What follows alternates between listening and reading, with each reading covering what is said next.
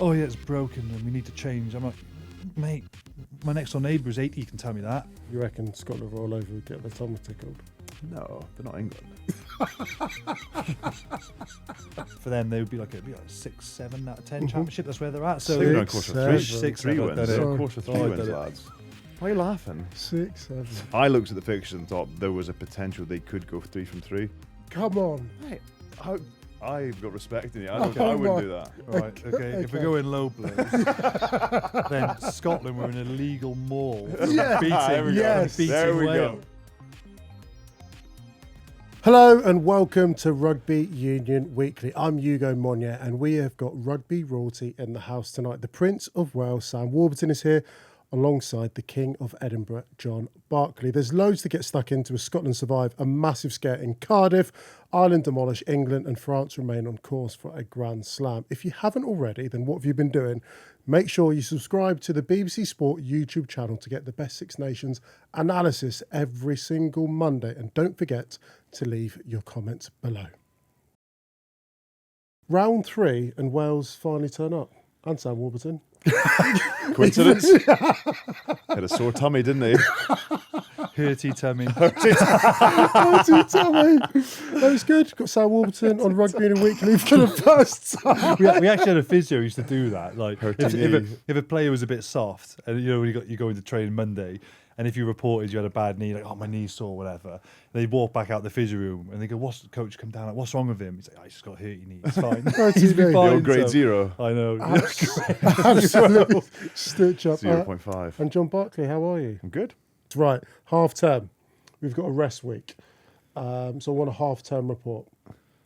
Out of 10, let's try and debate or give us a number for the nation. France, where are they out of 10? Well, we've done this in rugby spell. You give us Yeah, your I numbers. know. Give us your numbers. No, come on. What do we say? I think we said France. I went 8 because they're on track. You went to their perfect. They haven't been flawless. Like, Yeah. they're flawless. They're 3 from 3. But I think there was.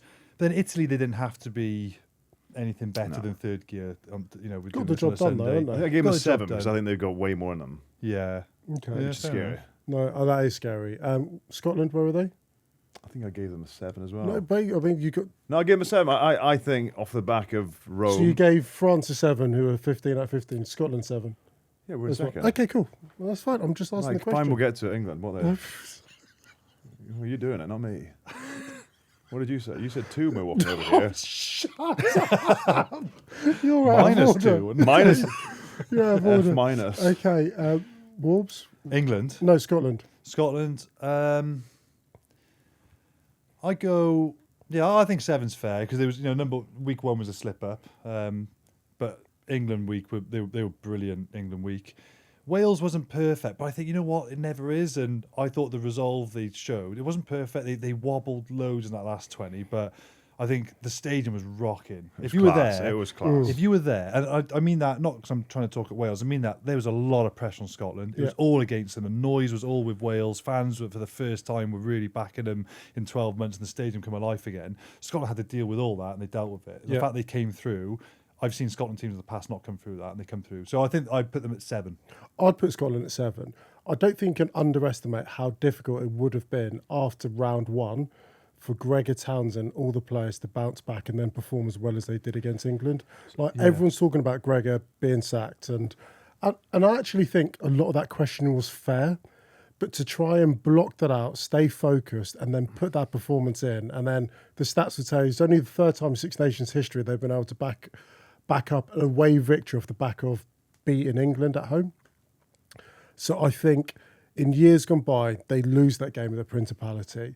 2 massively emotional weeks. I think this break now has come at such a good time for Scotland. So, yeah, I think 7's pretty fair. Hold on, so I said 7, you disagreed with me. And then you said 7. So that's I- confusing for because- people listening. No, it's just because you also gave France a 7, who are 15 out of 15 points. Well, yeah, France have got a higher ceiling. Okay, I'm just going to that's the clarify. You can context. rewind back and listen. Okay, What are you fine. giving France? 8. Okay. So you 1 point apart. You're splitting hairs then. Would you stick as a Scotland fan now? If someone told you these 3 results before the tournament kicked off and they said stick or twist, what would you say? Yeah, I think you would have thought they would beat Italy and beat Wales. And if someone said you could have had a bonus point against England, even with what they've done in the last sort of 8-9 years or whatever it is, I looked at the fixtures and thought there was a potential they could go 3 from 3 because of how good they've been against England, and then you have to play Italy and Wales. I knew the last two were going to be the hardest, and that's the reality now. Is they're on 11 points, but they've got to play two teams which they haven't really had much success against. Ireland, in particular, away from home, they've not beaten since 2017. So I think they'll be pretty happy. I think you're right. I think the amount of pressure on the players, the media in Scotland and rugby media, it was getting almost like vitriolic against the setup and what was happening and the frustration. And I think the fact that Gregor stuck to his guns with selection, made brave changes down there, dragged off players at 35, 36 minutes, made changes. I think in terms of their ability to absorb pressure, which has probably been a criticism levelled at that team, I think they'll be pretty happy with where they are. Yeah, fair. Ireland. I can't remember what we said, but they're in great shape now. How quickly things change. They are in mega shape now. They're going to play Wales in Ireland. In Ireland? Yes.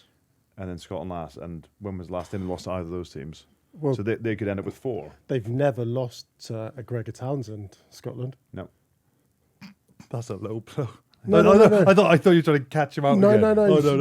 I think the same. What they've got. No, I agree. Right, if Ireland and Scotland, I'm back in Ireland. You know, I would have done that before the tournament as well, just because they just seem to have this hold. Similar with England, I'm not surprised they rocked up against England. Like they just, I think we were a little bit naive with them, or some people have been a bit naive with Ireland. Like Andy Farrell would have been speaking to that team before the England game and gone, like, and then it's not a massively different team to what was ranked one in the world and going into the World Cup. Like I'm not sure, one of the favourites.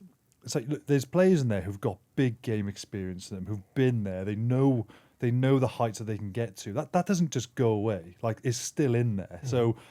And all they need is just to find that one game. You know what Farrell's like once he's back in the team. Like he can get in that team to a peak, and he got them to that peak that game. So I'm not surprised by it whatsoever. I was surprised at from before the tournament if you told me that would have happened. But as the weeks have unravelled, I'm not. I think it's quite naive of us. It's like New Zealand. Like what you can never write off New Zealand. It's like Ireland. I think it's dull to write off Ireland. It's just measuring them against what they produced in week 1. I just hadn't seen them as lack such a level of creativity. That was strange week 1. It was 2 phases, kick the ball in the air. 2 phases, kick the ball in the air. They look slightly rudderless. There was a lot of things that were so uncharacteristic. So across the next couple of weeks, to have gone from where they were to where they are now, I'm giving them a 7, which 7's I'd fair. imagine that score will only get higher as the weeks go on. So No bonus point against Italy. yeah, It might cost them. it could do. What's your score for Ireland? 7 as well. 7. England? I think 4. Well, they won 1 from 3. Yeah. 4 might be generous. Mate, they're one of the favourites coming into competition. I thought they were going to win it. So I thought they were going to win if it. you're looking at the trajectory that they're on You now always think compared to a Grand Slam potential, like Grand Slam shootout with France, they've underachieved massively. It's got to be 3 for England. Yeah. Yeah, it's hard to pump it up too much, isn't it? I mean, set aside the Murrayfield game, I expected way more at home this week. Yeah. And it was almost a copy and paste of what you saw. And the stats are pretty bad in those last 2 games. Yeah. 73 points conceded, but 53 missed tackles. Like, you look at a team, you're thinking, It's not good. how have they been so good, 12 games in a run, Yeah.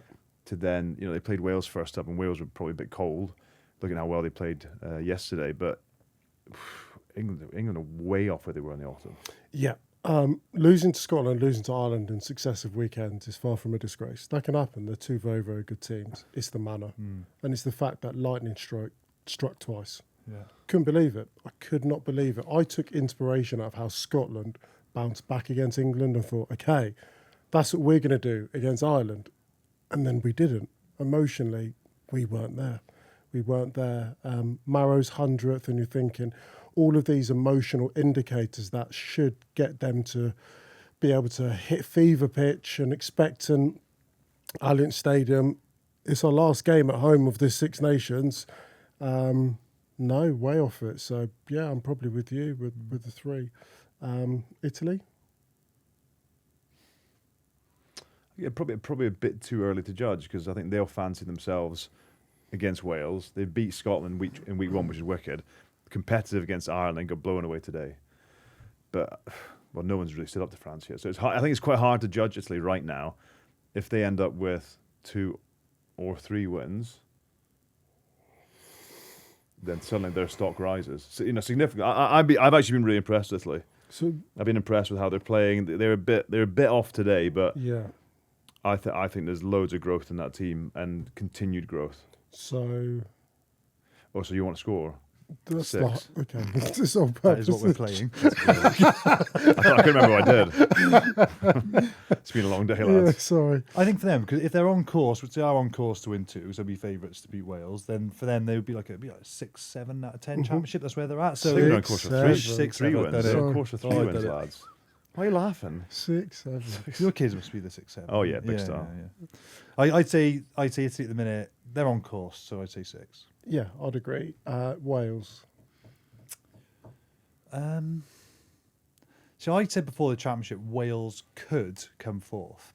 And I still think they can't now, but I still think that was a fair comment because they could have beaten Scotland and I think they could beat Italy. John's out of order.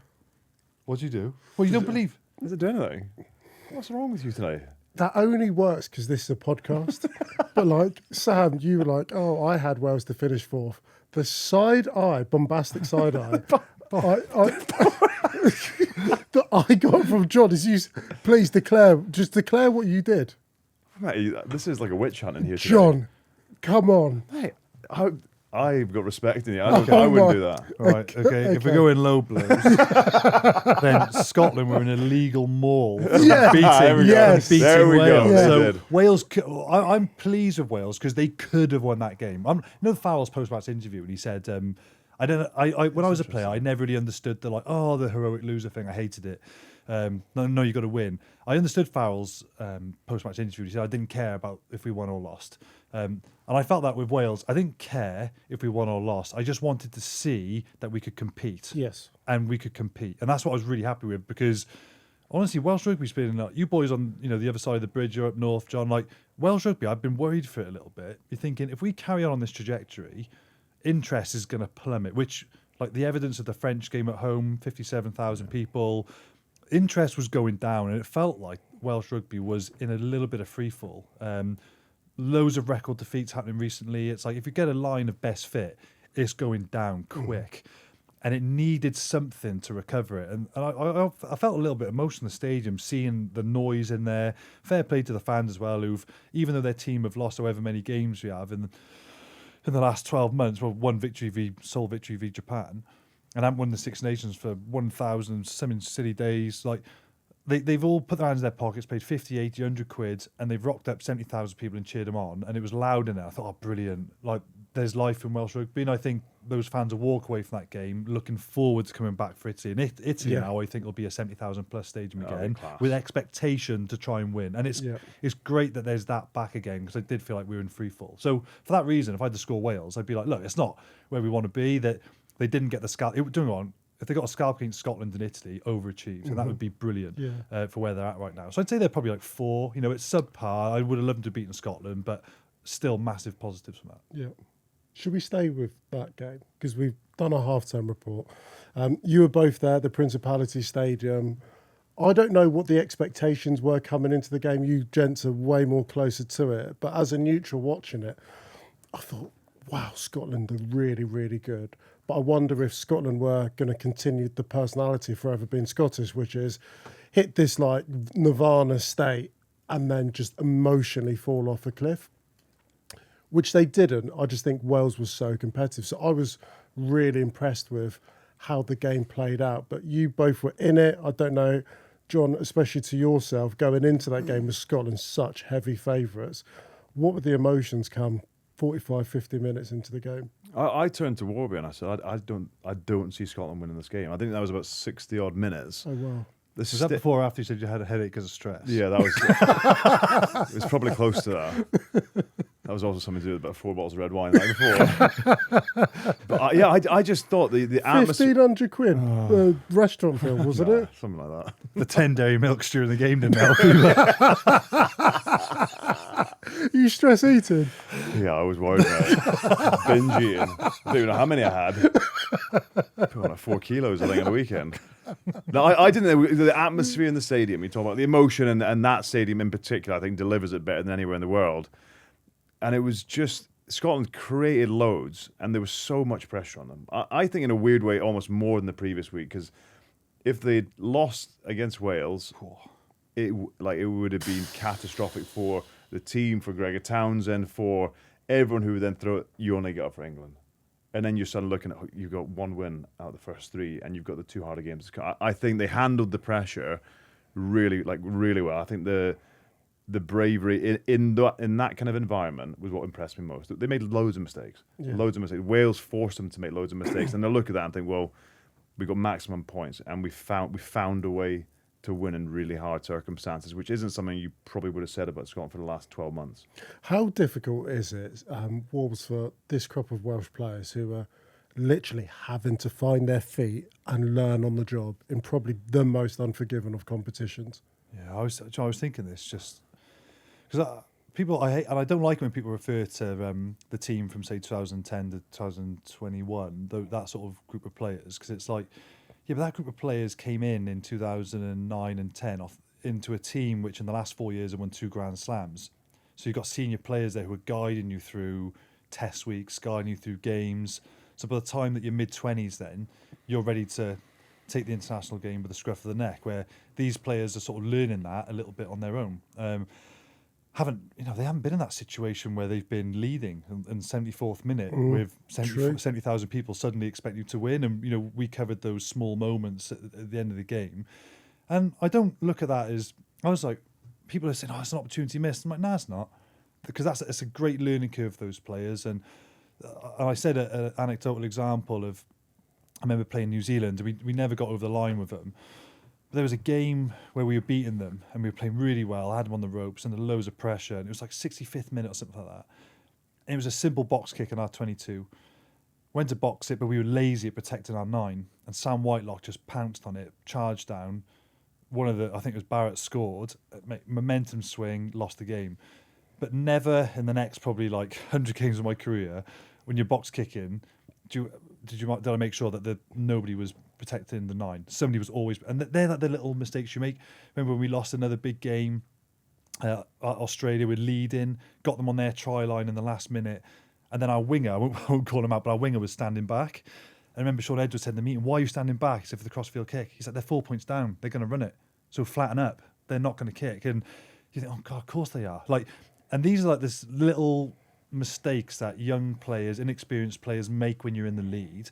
Then you go through enough of these mistakes, then in time you know when you've got it right, and they'll put it right. So I think they're like vital learning curves, and you learn from making mistakes. No one learns from being told what to do. Coaching is make a mistake, you learn how to correct it, and you go back how you correct it. So it's normal for this to happen. So people think, they should have won it. I'm like, no, I'm really pleased. They'll take that back. They'll get loads of confidence from it. They'll learn loads about the small moments in games, and when you get a really good senior player group, we used to call it critical moment training. So like as a captain, you can't recognise that throughout the game. You're fatigued, you're on the floor half the time. But you've got about 6 leaders who might recognise there's a slight swing of momentum, or there's an attacking set or a defensive set or a set piece where you've got to be on. Mentally got to be on. And I think that's where the poor teams, they're not world-class teams, they switch off for 2 minutes. You can't switch off for a minute of international rugby. So I think Wales probably don't have enough of those players, but they will grow with the more games they play like that. So I was very, very pleased with that performance. You've coached at international level. How much do you think of coaching is giving solutions to problems to the players, or actually putting the lads in situations where they have to problem solve for themselves? Oh, mate, this is Welsh rugby, right? Lots of people love to sound clever on the politics, and the amount of people who've said the system is broken. I'm not going to go down this rabbit hole, but just to answer your question, it will make sense. Oh yeah, it's broken and we need to change. I'm like, mate, my next door neighbour is 80. Can tell me that. Tell me a solution. Yeah. So and that's coaching. Like, it's okay. When you like watch kids play, and you've got the parents shouting at their kids, telling them what to do. Yeah. That's not how you grow. It's not coaching. You've got to let them make the mistake, let them on field try and problem solve. Then afterwards you go, right, what happened there and what would you do next time? You're not telling them the answer. Let them come up with it. If they don't come up with the answer themselves, then you might go, okay, I think we should have done this. But more often than not, they'll probably come up with the answer. And you have to go through hard experiences to gain that. So that's why I see yesterday, I'm like, it's a hard experience, but I'm like, good. They'll be more resilient from that game and they'll be better players from it. And that's what the coaches will do. They'll put up the last 30 minutes and they'll say, right, this went wrong, why? And when you get a really good environment, the players then put their hands up and they own it. They go, I got the line-out call wrong.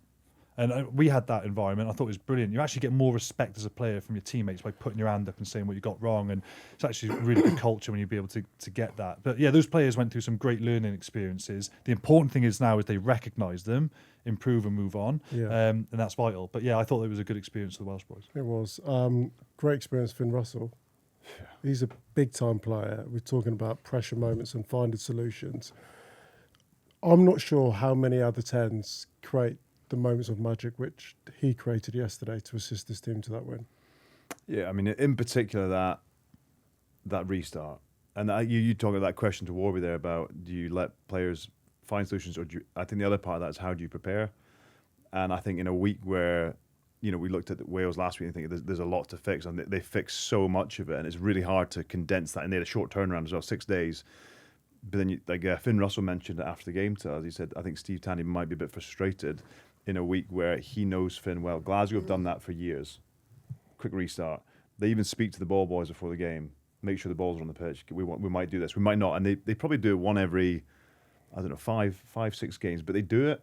So I think there's a bit in there around preparation. But then there's a bit about Finn Russell is around being brave enough to do it. Matt Fagerson was actually the one that said it to him, apparently.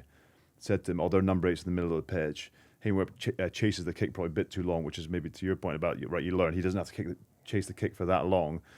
But then skill execution. I do think, like, Finn Russell, well, maybe not Finn Russell because he's ridiculously good, I think, but how many times are you going to kick that kick and it's going to bounce the way it bounces? No, it shouldn't. It shouldn't. And it was just a moment in a game of brilliance, of execution, of skill, and Darcy Graham as well, that ability to not chase lost causes, but you see it all the time, don't you? Just chase kicks, chase conversions, whatever it might be, chase penalties. But Finn, we've hardly spoken about Finn this championship. But he's been sort of quietly brilliant. I thought he pulled the strings at the weekend, created loads of opportunities for Scotland, made loads of line breaks, and in the key moments, his goal kicking was brilliant. Yeah. From the touchline, a calmness to him in what was like I said before, it was super like hostile and pressurized, and it was brilliant. But he was class. We know the shape of the ball, but he deserved the bounce that he got just because he spotted the space. And when you need a sense of urgency and you're looking for a response, just to be able to... And what I really like about it, there's certain moves that you have where I just don't think the whole team needs to know. You need the person who's executing it and the person who you're trying to put through a hole chasing it. He looks at Darcy's like, bang, we're on. I'll be honest, I don't think Elliot Miller-Mills knew what was going on. He was on the halfway line. Yeah, that's what I mean. Yeah, 2 people need to know. But Scotland use that. They're not thinking we're scoring there. There's not a chance in hell. 50-22 would have been a great outcome. They're thinking, we'll scramble them. They'll have to exit out the corner. We're going to change momentum. We're going to get a strike attack. Then suddenly, you see Darcy's reaction. Like, Darcy's pretty chilled out. The most ridiculous, outrageous celebration. He's like, the momentum shift in that moment in the game was massive, from 3 points from Wales to 7 points. And then the last 15 minutes, Scotland managed to dominate that game. But Scotland dug themselves out of a hole. And I probably didn't realise at the time because of the emotion of it and the stadium and everything. But they outscored them 21-6 in the second half. Yeah, it's big. It was massive for Scotland to dig themselves out of that and to find a way to do it. Right, should we get into England? How surprised are you of the quality or lack of response from England after what happened last week? Yeah. So I think as a head coach, Steve Borthwick should have picked those players again for Ireland to give them a second chance. Because I think you don't become just a bad player from one poor game against Scotland. So I think that team deserves a second chance. Like Arundel, for example, amazing player. Got yellow carded in that Scotland game, tried to get a jackal turnover, got the timing a little bit wrong, tried to get the high ball, got the timing a bit wrong. It's like, he's not a bad player because of that. You've got to stick with him. He's made that mistake. He won't make those 2 mistakes again. Like, that's just one textbook example.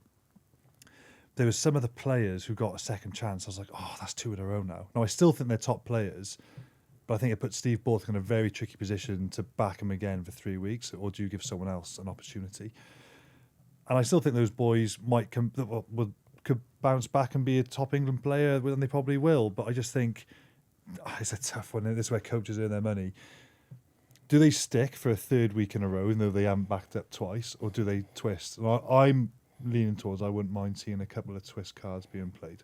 But I think I was so disappointed with England not bouncing back. You think they're going to have an emotional spike at Twickenham, because at Wales they were brilliant at home. But it seems like Scotland did it brilliantly, and Ireland did it as well. Mate, they've just taken away England's physicality. Think of Freeman's carries and Genge's carries in week 1. Freeman and Genge haven't had that go forward dominance. Same as Earl. I'd stick with all those players, by the way, because I think they're top class players. But they couldn't get go forward. And I remember I could imagine Farrell being like this. Like, where do England think they're strong? And England, you put yourself in England's camp. Are they going to think they're strong off set piece launches and phase play carries and aerially? Right, we'll go straight for that and we'll take that away from them. And they took the aerial game away from England. They took their physicality away from them. And England didn't really have anywhere else to look. And I thought, were brilliant. So very disappointed with England, because we need a good England, for the tournament. But they were very disappointed in the last 2 weekends. I think that you're right. I definitely agree with we're not seeing the power that England have. And there's an example we did in Rugby Special. We didn't really touch on it, but I think England are asking way too much of the tight 5. And what I mean by that is, if you ask a front row to step up from a scrum on the opposition 22, they've just scrummed for 15, 20 seconds, they're going to run back 80 metres. No one's doing that well. You got Joe Hayes trying to get back, Ellis Genge. You're asking them to use so much energy throughout the game where they're constantly going backwards.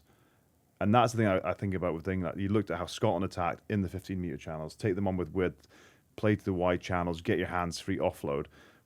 And Ireland would have seen that and did the same thing, play to the wide channels. We've seen it time and time again. So I think you look at how probably not seeing a lot of maybe Ellis Genge carrying, like time and time again. Benel carries relentlessly, but in terms of that relentless carrying, we're not seeing that. And I just wonder, is there an element of lack of game management from a defensive point of view? You're asking so much from your tight 5 forwards.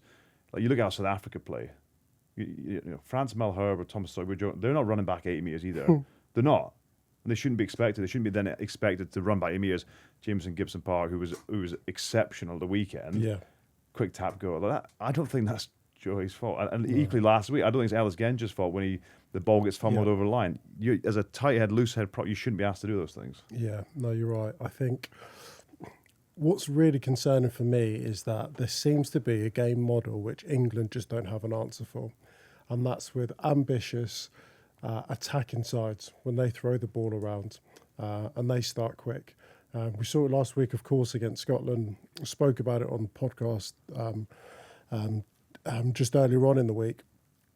But New Zealand did it against them in the autumn, and England looked like they had no answer. Ireland did it against England last year in the Six Nations. Scotland also did it. So teams with ambition, as well as France, when they want to put width on the ball, England don't quite know what to do. I was staggered after 30 minutes to be feeling the same way I did when I was watching England against Scotland last week. I just didn't see another slow start. You could imagine everything that was said in the week. Lads, we need a response. We have to have an emotional response. And then to be sluggish. And I do feel a bit bad just because we were talking about the small percentages, and England the first 10, 15 minutes, they had opportunities, missed 2 kicks to the corner. You convert one of them, and I reckon we're talking about a different scoreline, a different outcome, and England like bouncing into this fallow week. It's just not the case. They didn't take their chances, and I have to credit Ireland. They took everything. I thought it was a masterclass in peaking emotionally, physically, tactically. They looked and played like the home side at the Allianz Stadium. They were exceptional. I don't know. not sure I know the answer. I think, is that a player's fault or is that the coach's fault? You know, like, because I was having this conversation about Gregor Townsend with John on the way up. Like, is it Borthwick's fault, for example, if somebody drops the ball in 22, or if somebody is sloppy on a clean, or I don't. Sometimes a player has to mistake. I think sometimes I think maybe it's probably falls somewhere in the middle. Maybe it's a bit of both. But I think sometimes players got to put your hands up and be like, "Oh, that was my fault." Or is that something that can be practiced? You know? You're right. It's tough. A player after a loss will say, "We've got to take accountability," and then the coach will be interviewed and he'll say, "We've got to take accountability." Like, everyone wants to take responsibility publicly. Do you know what I mean? Because everyone wants to be the team player in the shop window of the media. But games are often a reflection of training. And Ellis Genge spoke about it after. Like, after 30 minutes, when he looked up at the clock and saw we're 17-0 down and opened up some scars, you can find yourself in that position when you're playing against really good sides. But I'd struggle to think of a really good side being in the same position 2 weeks in a row. And then to go back to how you train, you should be able to train yourself to be able to navigate your way out of those situations if you find yourself in them. And you should also be able to train yourself to not be in those positions, especially 2 weeks in a row. So I'm a little bit confused. I think some of it comes down to training. Some of it is maybe not healing and the damage which was done by Scotland. But fundamentally, it's quite hard to get a read on it because the topsy-turvy nature of this tournament, whereby Ireland were done and in transition just 3 weeks ago and now have won 2 out of 3. Scotland, who were calling for Gregor Townsend to be sacked a fortnight ago, were sat second in the Six Nations. And England, who came into this tournament off the back of winning 12 in a row just 2 weeks ago, are sat fourth in the table and head into Rome in 2 weeks wondering, I've never in Six Nations history thought this game in Italy for England is pivotal. You'd be nervous there. Matt, I'm going to Rome and I'm like, I'm already sweating.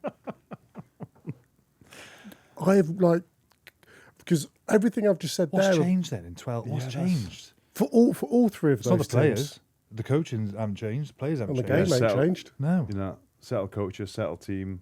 But we said in Rugby Special earlier, like, you had going into this tournament, there was maybe a couple positions where you were saying, it could be him or it could be him. And I think now that conversation, like you're saying about selection, is like, do you stick or twist? It's like, I think there's a load of them. Now you're thinking, who plays? I'd make loads of changes. Would you? Yeah, 100%. I think you have to I'd after make 2 in a loads row of like changes. And like, this is an overreaction because last week, you always wonder, was last week an anomaly? And you can only really know that based on the next game. And it wasn't. It's happened twice in a row now. I'd make a change at 10. I'd play Finn Smith at 10. 100%. I'd make a change at... I don't think Steve Borthwick would do this. I've never been a coach, but this is just the team I'd pick. I'd make a change at 12. I'll play Max Ajomo or Seb Atkinson. I think Max Ajomo deserves another go because the last game he played for England, he was man of the match. Seb Atkinson, I think, has been very, very good, and he's been a great leader for Gloucester in tough circumstances. I'd give Ollie Lawrence another go at 13, and then I'd make I'd make 2 changes in the back 3 as well. I think George Furbank has to play. Just because the one thing I often see, and I spoke about it last week again, the best teams in the world have this axis of 10 and 15. South Africa have it with Willemse and Sasha. New Zealand have it with Bowden Barrett and Damien McKenzie. France have it with Intermac and Ramos, or Jalabert and Ramos. England don't have a second natural ball player outside of 10. And it was no coincidence when Marcus came onto the pitch within 1 minute. It was good. He was able to scrap the line, put Fraser Dingwall over the try line. It just opens up the pitch. And so I'd have Furbank at 15. I'd have Tommy Freeman on one wing, and Henry Arundel was given another shot. Don't think he took it. I'd be looking elsewhere. Elliot Daly hasn't had a brilliant season at Saracens, but he is a British Lion. I'd look at him. But I've basically changed the whole back line. And I know Steve Borthwick won't. It's crazy. But then you could look at the back rows. He brought in Henry Pollock and Tom Curry, and then you're looking at the tackle stats of 4 out of that starting 8. Tackle stats are in the 70s. Yeah. God, that's poor. Oh, that is bad. Half your pack. Yeah. Tackle stats were in the 70s for a second week in a row. It doesn't make sense. So, That can't be rewarded with reselection, see? It no. can't be. Otherwise, you're promoting mediocrity. Yeah, and the reason why I'm changing 10 is because I think, and Kevin Sinfield's been asked this question, Steve Borthwick's been asked this question, and us at England are so blessed to have George Ford, Finn Smith, and Marcus Smith. I think they've got a slight issue now because I feel that Steve Borthwick is desperate to give Finn Smith game time, and he tried to do that by bringing him into the squad at Scotland, and then he had to come as a consequence of Henry Arundel getting the red card. But Finn Smith has played less than 350 minutes of Test match rugby in this last year. He needs to play. He really, he just needs to play. Whilst you're developing strength and depth and squad and everything else, and the World Cup's 18 months ago, you have to give a 10 more game time, more experience. And it feels like the last couple of weeks, whether it's George Ford or whether it's the team, but the attack's not functioned, the team's not functioned, do you need a new conductor at number 10?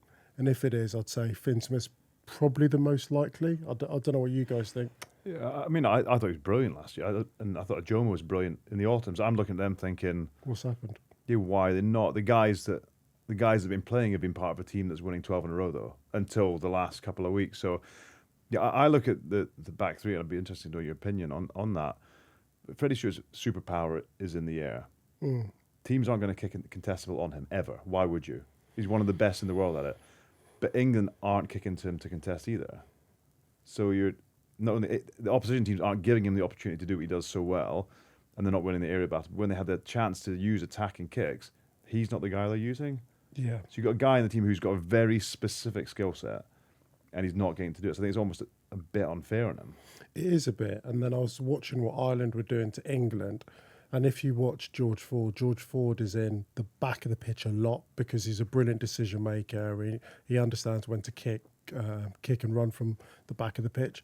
Ireland stuck bombs on him, and Tommy O'Brien was just leaping all over him, just winning the ball back. Yeah. So why would you kick to George Ford, a brilliant decision maker who's got all the time just to kick? Kick on top of him.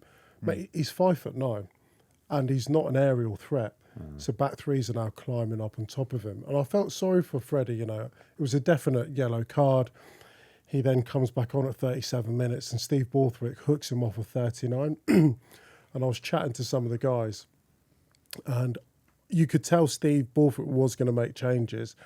The reason why coaches do that, and we've seen it with Eddie Jones, right? He's been quite famous just whipping boys off early into the match. Steve could have waited a minute and taken Freddie Stewart off at half-time. But the psychological shock and impact it has to a squad when you get hooked off before half-time is massive. You're walking down that tunnel, looking at Freddie, going and changing room, we need to sort ourselves out. Yeah. And it reverberated around the Alliance. Do you think that's a good thing for Borthwick? I think it's good, ruthless coaching, but I now want to see good, ruthless selection. Yeah. It's ruthless I when you agree. go on to lose, because Gregor Townsend made changes at 36 minutes. Yeah. Nathan Macbeth comes off and Max Wilson comes off, and he said, this game's getting away from us. And your hand's forced for Borthwick there. But you want to see it in the week. Yeah, you want to see it in a week, but your hand is 100% forced by 17-0 down. We can't continue with what we've got here. So you got to change it. But yeah, I think it's, again, how can you be 2 weeks later thinking the argument which is totally valid, you could arguably change everyone but 9, maybe Ollie Lawrence as well. You think Alex Mitchell, we don't know what his injury is. He Yeah. went off early. Yeah. You're thinking, wow. Yeah, there's lots. Steve Borthwick said after the Scotland match, had England won, he may have been forced or he may have made more changes. I don't believe that.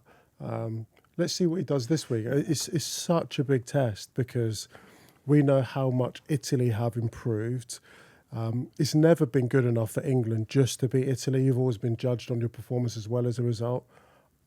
I tell you what, there's going to be hyper focus on this game now. It's so significant. It's also a really emotionally important week, because you look at, and some of the criticism of Steve Borthwick is maybe he lacks a bit of that empathy for players or how he deals with that. And you think, well, you come off the back of a loss and you've got Luke Cowan-Dickey's dragged at 34, for a shoot drag. There's going to be some really upset people.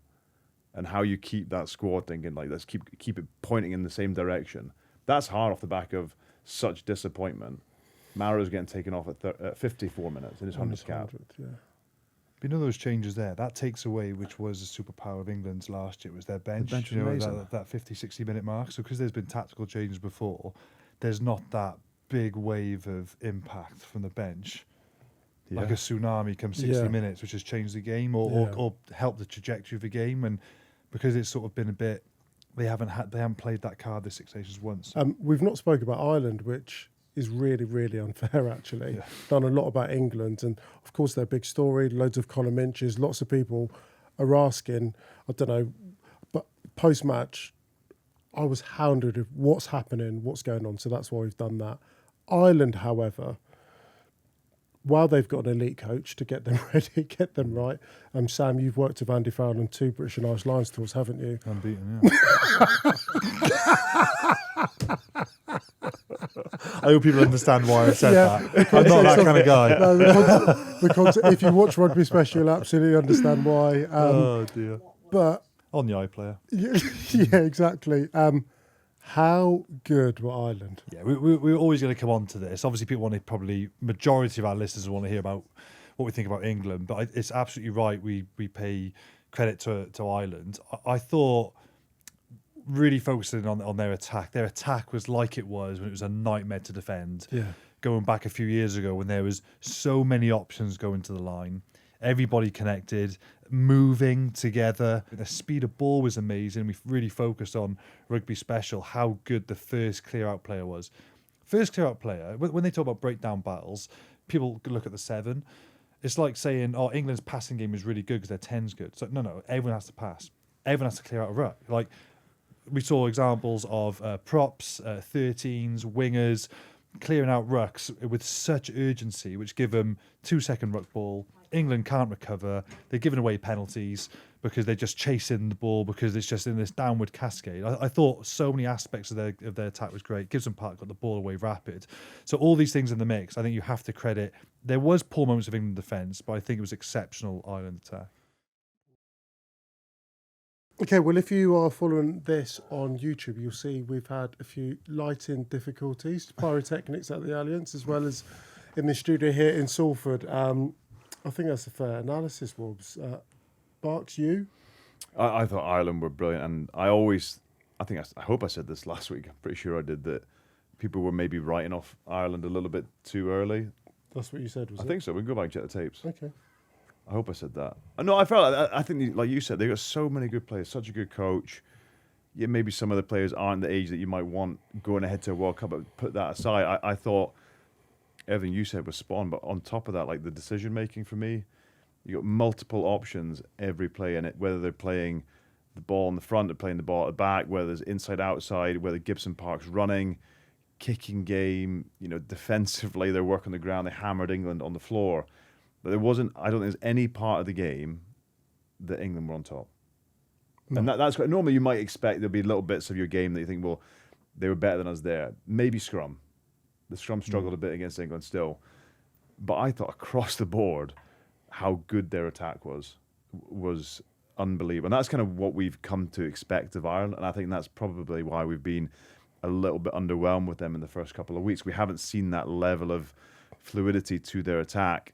But again, I thought that, you look at how they defended, how they nullified England, hammered them at the breakdown. The pressure was on them. It really was. I was so underwhelmed and so disappointed by Ireland week 1. But coming into this, they dropped their team on Thursday. I messaged Chris Jones straight away saying, I'm worried about this. Yeah. Mate, the experience in that forward pack, and they're not all world beaters, and maybe not the whole pack are absolutely flying at the moment. But I thought McCarthy, I just know how much of I just know how he can use his size and impose himself physically. He's a big, big human being. I looked at the back row and thought, flipping heck. Doris was good, mate. Doris was world class. Do Yeah. you know what I mean? You've got a former World Player of the Year in Josh van der Fleer. I was just worried. I think we can maybe put a full stop to the debate about Ireland's number 10 for the time being. Yeah. Yeah. Do you know what I mean? Yeah, I think that's pretty settled now. And number 12, probably. And number 12, and how timely as well. Bundy Aki being suspended because of his indiscretions. Which thought was great. What a fine Balogun's been. Oh, wow. Ireland have never, we spoke about it earlier, Ireland have never been blessed with like out and out wheels. Balogun's got it, and he demonstrated that in attack as well as in defence. He looks so hungry both sides of the ball. They've got a lot that's been coming together. And it's just crazy because if you were to pick up, and I would just speak on behalf of myself, some of my quotes about some of the teams entering into this competition measured against what we saw after week one versus where we are now today. It's been a crazy competition. It really has. This one of the Six Nations, though, because you'll sit down, and I'll do this, I'll sit down with, not because I'm just being a nose, I'm asked to do it for a column or something, but I'll sit down, I'll go through every fixture, and I'll just write who I think is a winner.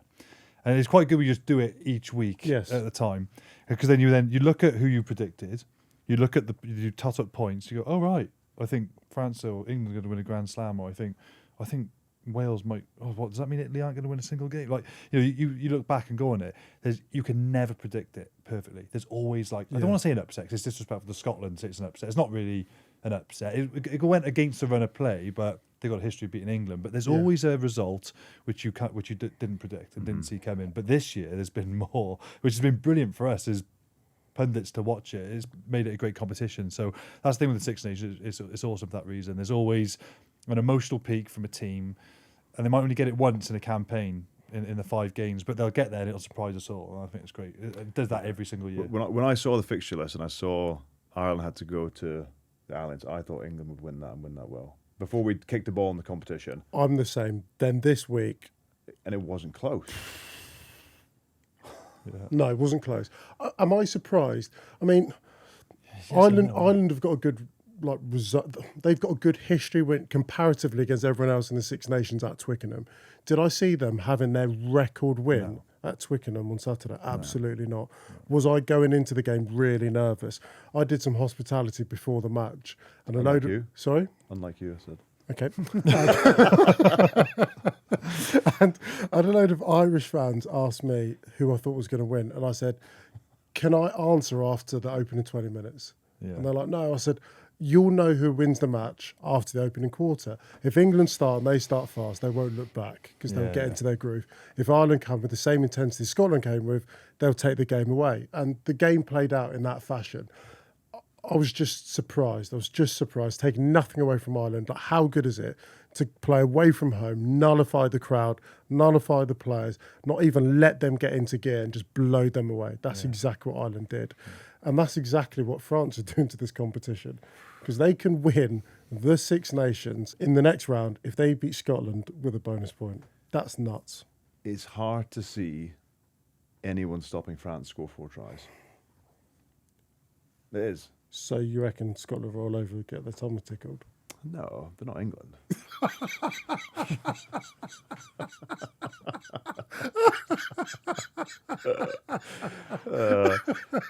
I look at the game. Very good, well done. Yeah, sorry, I can try and talk some sense now. It's hard to see France not winning that game. France will be massive favourites. I just think you look at the set piece and I think, how does Scotland come up against that? And you said earlier, Warby, where South Africa have shown time and time again that power is probably the one thing that you can have all the skill set, you can have really talented players. Power tends to win as long as you've got a level of accuracy with it. And France are doing that at the moment. They've got mental power in their starting team. And then we said it, I think round 1, round 2, whatever. And then they bring on Guillard. They take off Miafu, plays 78, 70. I think he played the whole game, didn't he? Man of the match. The quality they're bringing on in their pack is crazy. I look at the way that game could play out in good conditions. 2 teams that want to play with width. But if it gets tight, if it gets really tight, there'll be only one winner. I was thinking France going to continue with this 5 back rower, even though Guillard is a second rower, but he's just as mobile as a back rower. I know Olivon's as big as a second rower, but he's been probably played 90% of his rugby at back row. So they've got this real mobile back 5, which is, I thought that might be okay, but England could maybe stop that from a physical standpoint in round 5. And I'm a little bit more sceptical about that statement now, seeing what England has happened to them in the last 2 weeks. But then they played Miafu today, who I thought, mate, how often were we laughing at him when he was just melting people.